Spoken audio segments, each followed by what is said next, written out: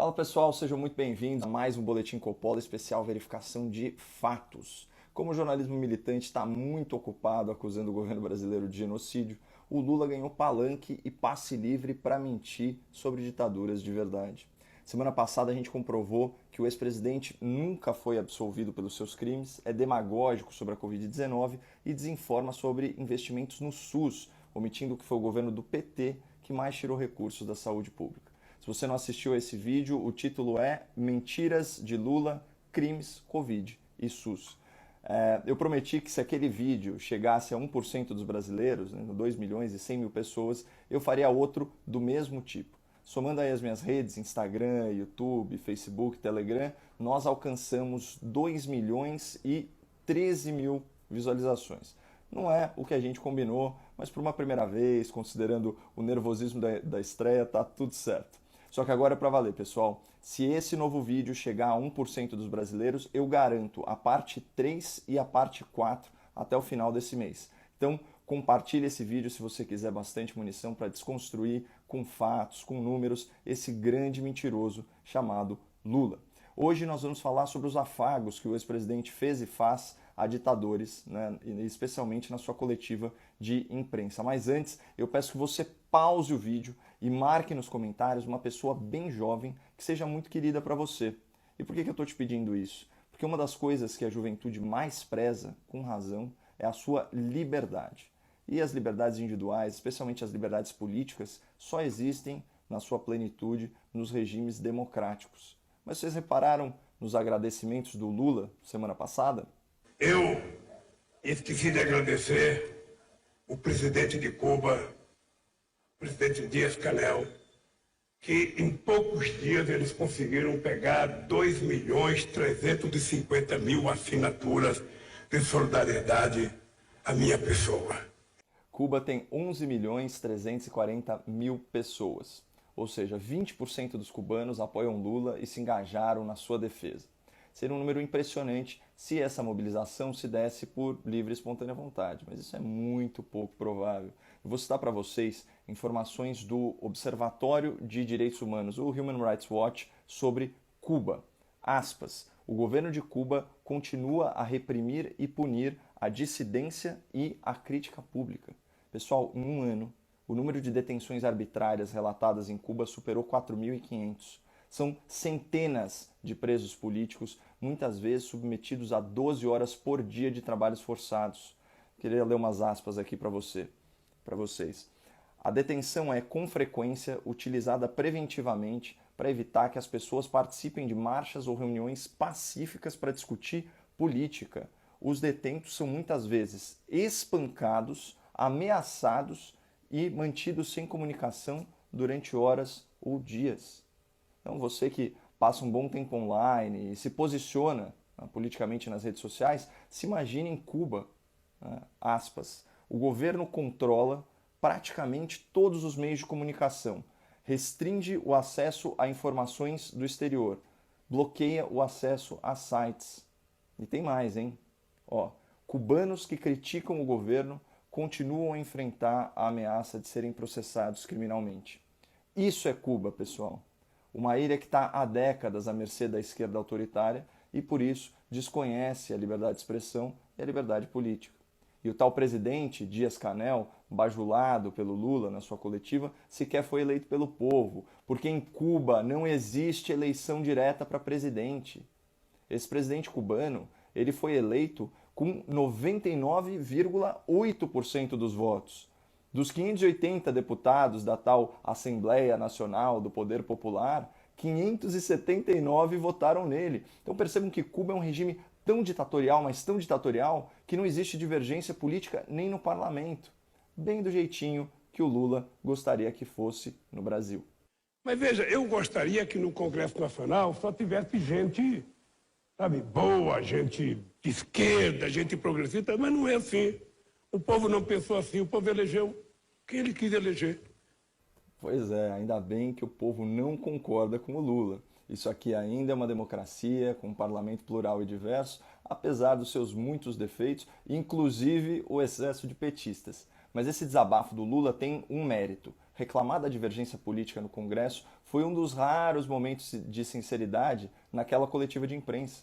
Porque ele realmente acredita, Lula realmente acredita que só a esquerda deveria ter espaço no debate público.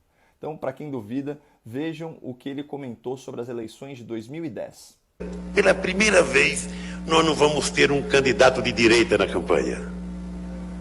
Não é fantástico isso? Vocês querem conquista melhor do que numa campanha neste país a gente não ter nenhum candidato de direita? Se tiver 4 ou 5 candidatos, é todo do espectro de esquerda. Uns podem não ser mais tão à esquerda quanto era, mas não tem problema. A história e a origem dão credibilidade, sabe, para o presente das pessoas. Essa eu acho que é uma conquista que nós precisaríamos aprender a valorizar. Porque era inimaginável até outro dia que nós chegássemos a esse momento do Brasil. Não ter um candidato que represente a direita. É fantástico. Claro que não. Mas até a esquerda está percebendo que o Lula é uma figura tóxica, uma figura prejudicial ao processo democrático, porque ele sufoca lideranças e sabota candidaturas que não sejam do PT. Segundo uma reportagem aqui de 2018 da Gaúcha Zero Hora, a Marina Silva, aspas, usa palavras como mentira, fraude, abuso de poder econômico e caixa 2 para descrever a eleição de Dilma Rousseff. O Ciro Gomes, em entrevista de 2019 para o Estadão, disse que o PT promove aí uma hegemonia apodrecida na esquerda. E o Ciro foi bem taxativo, ele disse o seguinte, aspas, eu continuo achando que quem está mandando ali no PT é esse lado bandido. Eles estão completamente perdidos. Essa reportagem diz o seguinte, Ciro criticou, por exemplo, a decisão dos petistas de se ausentar da cerimônia de posse do presidente Jair Bolsonaro, mas participar da posse de Nicolás Maduro na Venezuela. É antidemocrático, pontuou Ciro. Pontuou com razão. E aqui a gente chega a um dos maiores absurdos proferidos pelo Lula na sua coletiva, um verdadeiro desrespeito aos direitos humanos, sem nenhuma empatia pelo sofrimento de milhões de pessoas. Vejam isso. Quero agradecer ao presidente Maduro, que teve a dignidade de me ligar desejando solidariedade. E eu também muito solidário a ele, porque acho que os americanos não têm que se meter na Venezuela, no Haiti, na República Dominicana, no Brasil, em Cuba. Os americanos se metem nos Estados Unidos e deixam cada um cuidar. O problema da democracia da Venezuela é do povo venezuelano. Bom, em primeiro lugar, o que o Lula chama de se meter na Venezuela é impor sanções econômicas em razão de violações aos direitos humanos da população vulnerável. E quem iniciou essa política foi ninguém menos que o governo progressista do Barack Obama, o eterno queridinho da esquerda brasileira. Agora, afirmar ou mesmo insinuar que a Venezuela é uma democracia, isso é uma demonstração inequívoca de falta de caráter. Já começa pela fraude nas eleições, que foi reconhecida pela própria empresa responsável pelas urnas eletrônicas. Só que antes fosse só roubar na votação. A ditadura venezuelana é opressora, é assassina e é torturadora. Só naquela onda de greves, de protestos de 2017 contra o governo Maduro, o número de manifestantes mortos chegou a 100, além das centenas de presos políticos, de perseguidos, de exilados. Dá uma olhada em uma frase, basta uma frase, do relatório do Alto Comissariado da ONU para os Direitos Humanos. Aspas. As forças de segurança da Venezuela estão usando esquadrões da morte para assassinar opositores. Pessoal, sabem quem assina esse documento? A senhora Michelle Bachelet, ex-presidente do Chile, pelo Partido Socialista. Ou seja, reconhecer a tirania na Venezuela não é uma questão política, de esquerda, direita, essas coisas. É uma questão moral, para quem tem o mínimo de compromisso com a verdade, que parece, no seu caso, do senhor Luiz Inácio Lula da Silva. A real é que após 2 décadas de intervencionismo na economia e na política, os ditadores venezuelanos, a quem o Lula é tão agradecido, tão cheio de elogios, eles geraram uma crise humanitária que, ao promover a miséria, ao promover a violência, espalhou mais de 3 milhões de refugiados pelo mundo. Isso é uma grande diáspora latino-americana. Semana passada, o Banco Central da Venezuela lançou uma nota de 1 milhão de bolívares, equivalente só a meio dólar. Isso porque em 2020 a inflação, que aqui no Brasil foi de 4,5%, na Venezuela foi de quase 3.000%. Isso destruiu a renda das famílias. A ONU divulgou que 1 em cada 3 pessoas estava em situação de insegurança alimentar. 7 em cada 10 famílias reduziram a variedade da sua dieta. E 6 em cada 10 lares foram forçados a reduzir o tamanho das refeições. E a ONU divulgou isso um mês antes da pandemia chegar na América do Sul. Então, percebam a hipocrisia do Lula. Ele diz defender a democracia, mas apoia os regimes opressores da América Latina. Ele diz lutar pelos interesses dos pobres, mas elogia governos que socializaram a pobreza.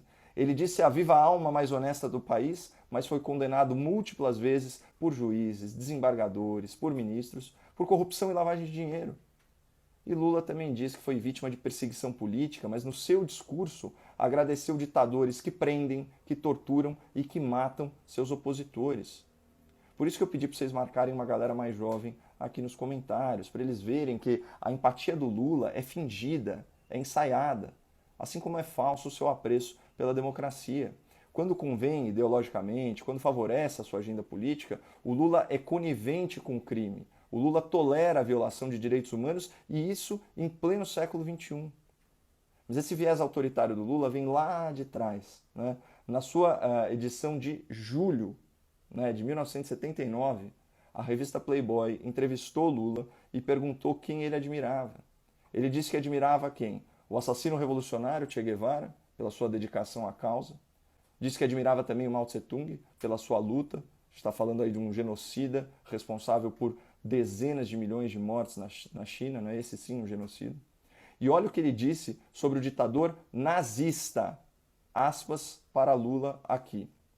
O Hitler, mesmo errado, tinha aquilo que eu admiro num homem, o fogo de tentar fazer alguma coisa. Fecha aspas. Bom, vamos tentar fazer alguma coisa, vamos espalhar a verdade sobre essa farsa que é o Lula, antes que ele cresça ainda mais sustentado em desinformação e apoiado em mentiras. Então, por favor, me ajudem compartilhando no Instagram, no Facebook, no YouTube. E se a gente alcançar 1% da população com esse vídeo, eu faço mais 2 vídeos como esse ainda esse mês. Forte abraço, não percam a esperança no Brasil e fiquem com Deus.